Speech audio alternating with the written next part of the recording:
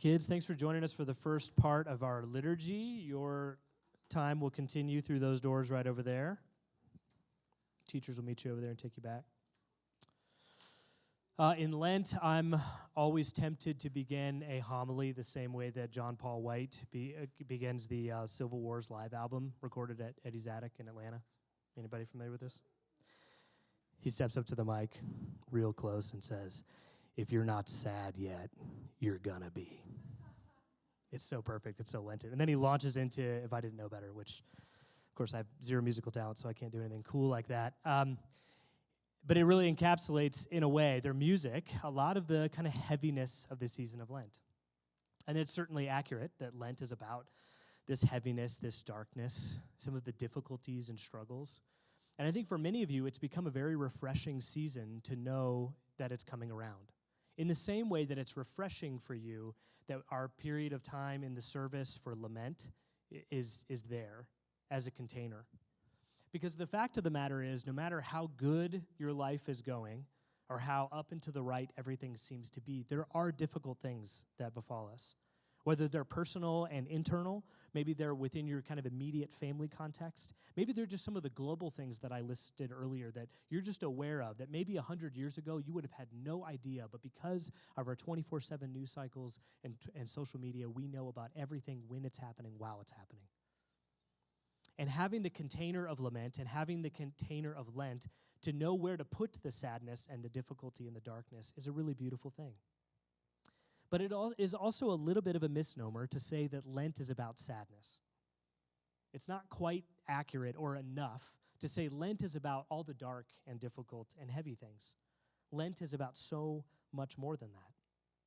And as you've been on this journey with us over the past few weeks, you've heard Maggie give us a brief history of Lent. She informed us that it was meant as a shortened time of catechism or teaching for new believers who were interested in being baptized on Easter Sunday. 40 days of study and learning before they took the plunge. And then last week we heard Kristen talk to us about what Lent is in terms of trusting God's presence despite God's silence. Sometimes not hearing or feeling from God leads us to believe that God is not actually there. But just like the Israelites in the wilderness, God never leaves our side despite what our experiences or our immediate experiences might tell us about it. And I've been saying for a while now that Lent and Advent have a lot in common. Advent being a time of preparation, a time of anticipation, excitement for this big event that's coming, the incarnation, the arrival of Jesus. Similarly, Lent is a time of anticipation, preparation for not the incarnation, but rather the resurrection of Jesus. So there's some excitement that comes along with Lent as well. My dad was here this last week, and I was raised in like very classic run-of-the-mill evangelicalism. And my dad has not visited our church during Lent before. And he was like, "I'm sorry, what is this? I have no idea what's going on." He was like, "I've never heard of it. We didn't raise you this way. Like you did not experience this as a kid." He was totally cool with it, actually very excited about it, had a lot of great questions, and I had a really good time explaining some of the ins and outs of it. But he was like, where did this come from, this interest in like the church calendar and liturgy and all this stuff? And I explained that it was 100% in reaction to the way that I was raised. No, I explained the rich history and the depth of it, and he was really, he was very interested in it. But that idea of Lent and Advent being similar is important for us because most of us have an idea of what Advent is. You have a better idea of Advent than Lent. And so sometimes it's helpful to remind ourselves that that's really the heart of it, that it's a time for anticipation. It's a time for preparation. And I'm inclined to make it all about difficulty and suffering. I happen to really enjoy suffering, and I know that that is maybe a shock to some people. I've realized more and more throughout life that there are not a lot of people who enjoy that the way that I enjoy it. And so to generalize it and assume that other people are enjoying the discomfort and the suffering like I am is a mistake. I've learned that over the years. And so it's important that we talk about some of the other elements of Lent. It's not just about suffering. It's not just about discomfort. It's not just about inconveniences. It's also about preparation. It's about timing. It's about trials that teach us. It's about training. And it's about getting ourselves ready for something that is yet to come. Something that we know is coming. It's not like it's a surprise to us, right? Similar to Advent, it's not like, well, I wonder what's going to happen on the 25th. Like, we know it's coming, okay? We know that Easter is around the corner. We're not fooling ourselves. But it is kind of helpful to create a period of time for this preparation. Today, our text comes from Matthew chapter 3. We're going to read verses 1 through 6, and then I'm going to talk about another chunk of text right after that, and we'll move on to some other scriptures as well. But Matthew 3 for now. In those days, John the Baptist came, preaching in the wilderness of Judea and saying, "Repent, for the kingdom of heaven has come near." This is he who was spoken of through the prophet Isaiah, a voice of one calling in the wilderness, "Prepare the way for the Lord, make straight paths for him." John's clothes were made of camel hair, and he had a leather belt around his waist. His food was locusts and wild honey. People went out to him from Jerusalem and all of Judea and the whole region of the Jordan, confessing their sins. They were baptized by him in the Jordan River. This is a wild description of a person. Imagine this, if you would, just like in your mind's eye for a second, what this person would have looked like. He was out in the desert. It is likely that he had not, gone through whatever typical hygiene that somebody in the first century would have gone through. I don't exactly know their practices, but my guess is he wasn't practicing those things. He's wearing a cloak made of camel hair, which I cannot imagine something more uncomfortable. Anything just made out of fully hair sounds terrible. I don't know a lot about camels. I can't imagine their hair is like soft. And he's just eating things that he finds like on the ground and from plants. And he's out there preaching by this river. Now, if you were to go down to the Platte River, for instance, which is just right over here, and you were to see somebody that just dressed the way I just described, doing the things that I just described, you might go, that person doesn't have it all quite together. I'm probably going to dismiss what they have to say. This person is not somebody that I really need to listen to. I've, probably whatever they're talking about, I probably have a better intellectual handle on whatever it is they're saying, and I'm just going to kind of move on. That's the way most people would approach someone like this. But in this particular case, people are traveling far and wide to listen to this man preach and to be baptized by him. Now imagine that same person that you saw by the Platte River, and instead of saying, "Nah, no thanks," you walk up to them, you sit under their teaching, you gather as much as you possibly can, and then they dunk you in the Platte River, and you are baptized. Imagine that. It's unlikely, right? But people are traveling far and wide to experience this very thing. But what's even more bizarre is that John the Baptist, who is described here as an Essene, and I'll explain what that means in just a moment, is actually behaving in a completely different way. He's behaving more like a priest or a prophet. It is the weirdest juxtaposition in the world. He's clearly taken on some kind of monastic lifestyle, and instead of staying in that, which was classic of Essenes at the time, he decides to go out and share his message. So he's kind of this conundrum, which is why he's written about here at length, and he takes up so much space in the New Testament. He is a conundrum.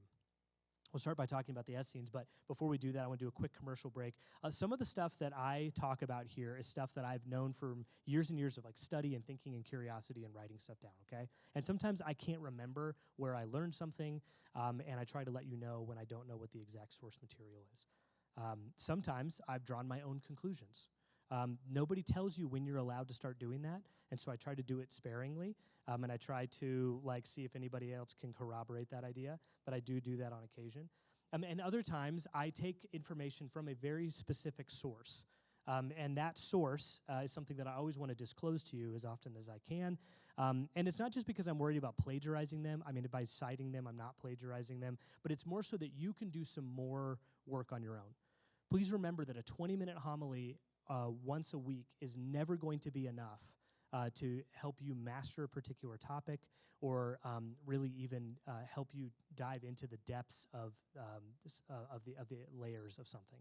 It's just there to kind of whet your appetite. Okay, so a lot of what I'm going to talk about the Essenes here comes from a podcast that many of you are fans of called the Bema podcast with Marty Solomon. Many of you have enjoyed this podcast. If you haven't, you need to check it out. It's incredible. The depth of insight is absolutely fantastic.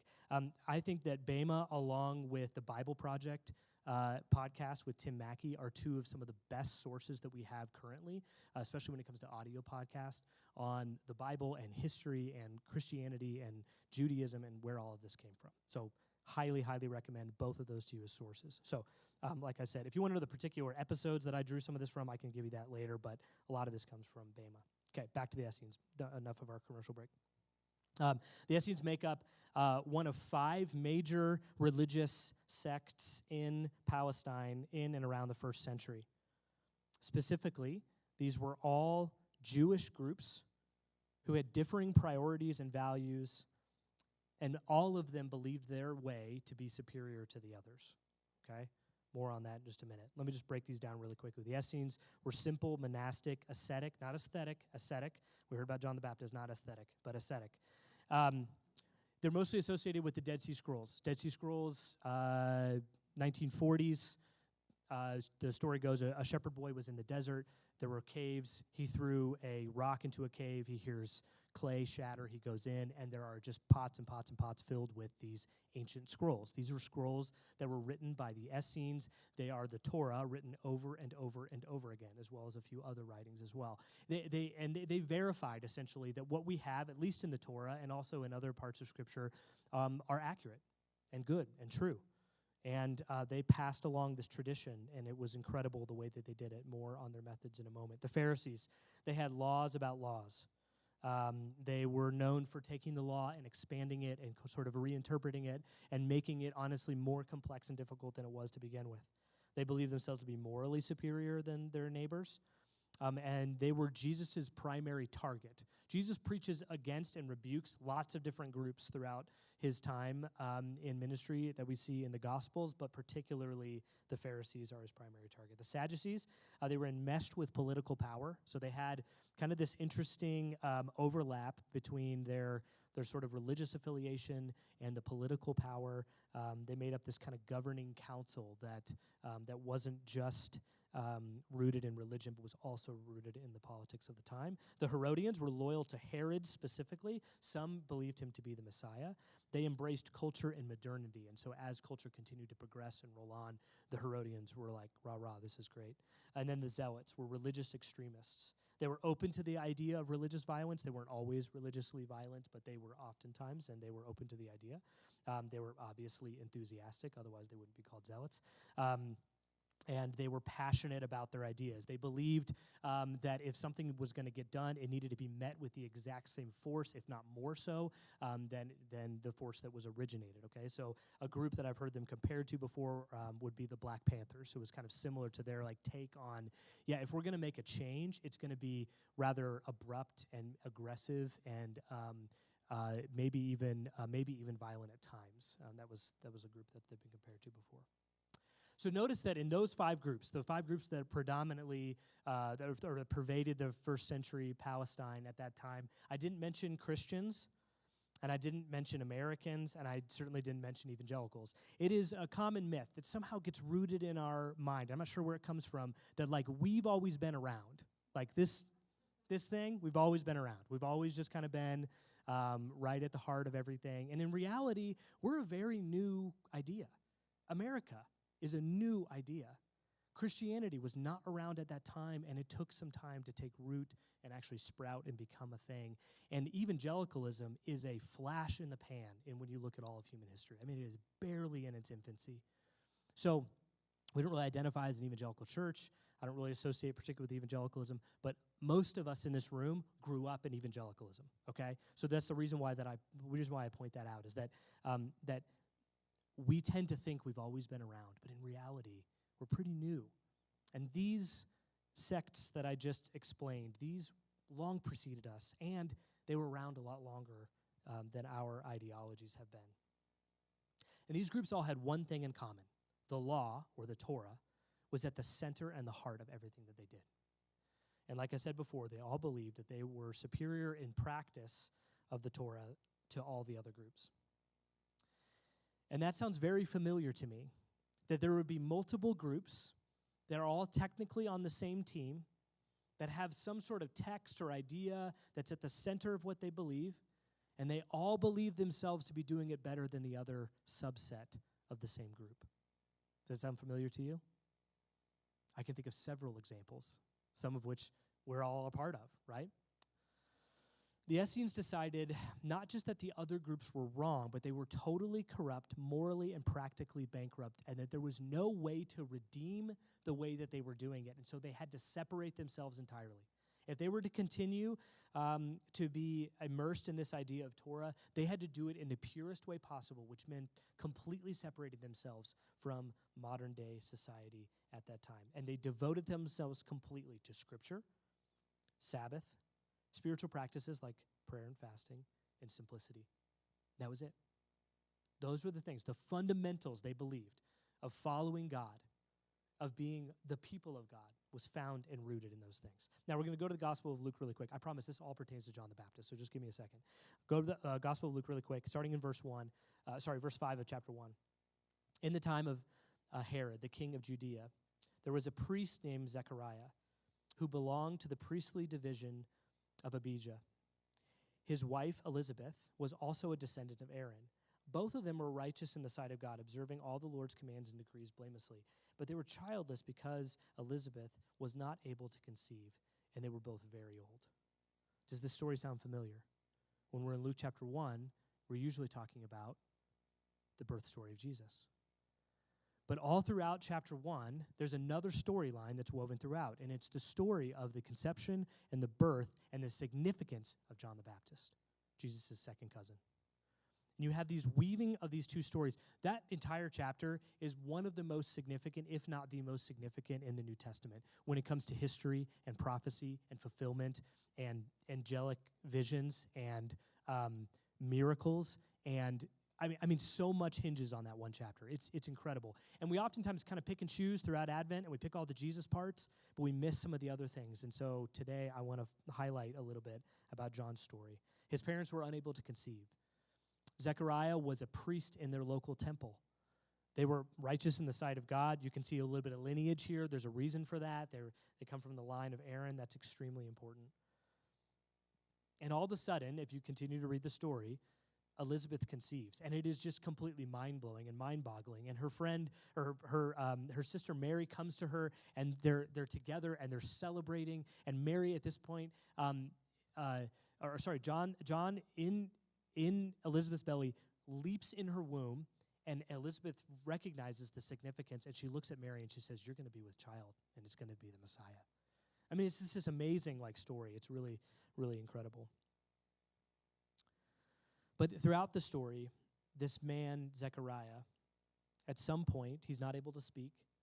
At some point, he's just waiting and preparing and anticipating and hoping for the birth of his son. His son is born, and when his son is born, he probably leans into, from as best we can tell from history, some of his kind of underpinnings with his friends, the Essenes. It would not have been uncommon for a priest to have been sort of in cahoots with the Essenes. Of the 5 groups, the priests would have probably honored or respected or appreciated the lifestyle of the Essenes the most. But they also weren't able to go and participate in that because they had responsibilities with their temple. They had responsibilities with their neighborhood. They had responsibilities with their people. They couldn't just leave and go off for decades and be alone in the wilderness, although deeply that could have been what they really wanted to do. It's very possible that Zechariah would have thought to himself, if I could, I would. If I could, I would. And so Zechariah has this son, and it was not also completely uncommon. It was somewhat unusual, but not totally impossible at the time, that somebody who was devout, follower of God, would take their new baby child, and they would dedicate them, and then they would give them to the Essenes to raise them. It is likely, I would say, that John the Baptist, in his infancy, was given to the Essenes to be raised, kind of like a boarding school sort of situation. John Chrysostom, who was the Archbishop of Constantinople in the late 4th and early 5th centuries A.D., was convinced of John's genuine surprise to see Jesus. He believed that John had been separated from Jesus for some time, perhaps his entire life. Think about that moment when Jesus comes to the river. John is there preaching. Jesus comes to the river, and in our portrayals of it in our mind, and it's implied in the text as well, John's like, whoa, the Messiah's here. And it's always bothered me because I've been like, that's your cousin. Like, you grew up with this guy. You guys were not that far away from each other. You spent feasts and festivals together. You may have seen each other and played together. You may have been in the same profession together. I was just like, this makes no sense. Why are you so surprised? Are you faking it? This is really annoying. Until I heard this from our friend John, 4th century. there's a good possibility they were separate their entire lives.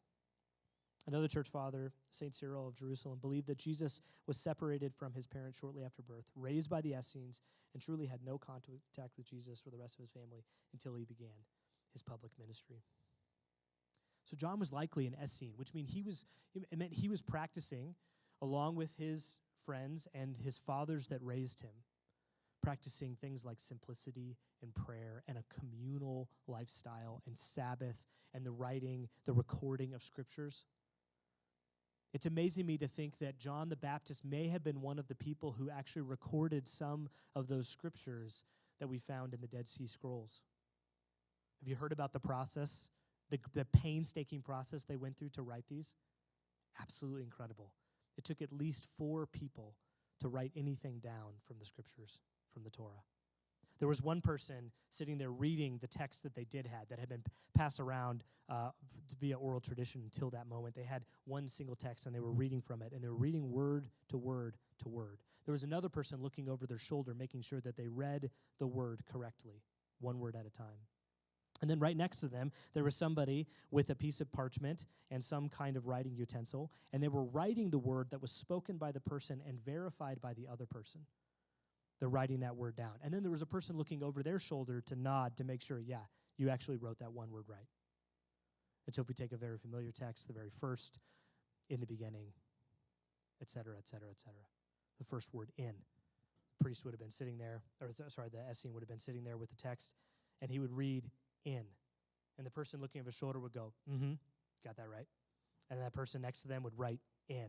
And the person over their shoulder would say, nailed it, good job. And they would go on to the next one. And if they made a mistake, they would crumple up the entire parchment and throw it away. And so you definitely didn't want to make a mistake at the end of the page, because then that's just a lot of wasted time, which I kind of get the feeling the Essenes would have been okay with. But anyway, and they go through this process. And then they get to the name of God. Everybody stops, pens down, complete ritual purification of the entire body, all 4 of them. And then they would do one letter at a time until we have the entire Torah written. And then they would do it again, and they would do it again, and they would do it again. And that is where the Dead Sea Scrolls came from. It is likely that John participated in that, or at least was trained in that way. He was a part of that lifestyle. And then we see him out there doing what Essenes never did, and he's preaching, and he's baptizing. He's connecting with the people. He's supposed to be separate. He's supposed to be disconnected. He's supposed to spend the rest of his life completely committed to a life of simplicity, and yet here he is, somehow bridging the gap, somehow creating some sort of way between modern culture and life in a city and this completely monastic lifestyle. And if anything, he shows us that you can live a righteous life in isolation, but living by the justice of God requires encountering others.